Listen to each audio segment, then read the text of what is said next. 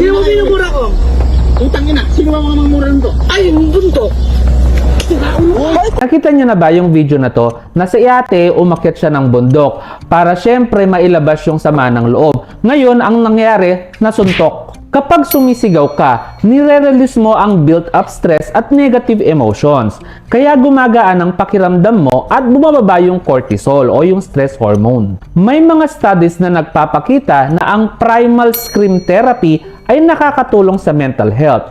Kaya nga yung mga nakikipag-break o kaya umaakyat ng bundok para lang isigaw ang walang forever, effective to para mawala ang bigat ng loob. Ang point dito, kung mabigat na ang loob mo, huwag mong itago, ilabas mo.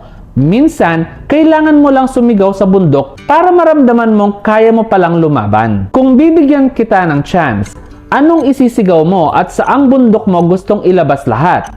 Share sa comments!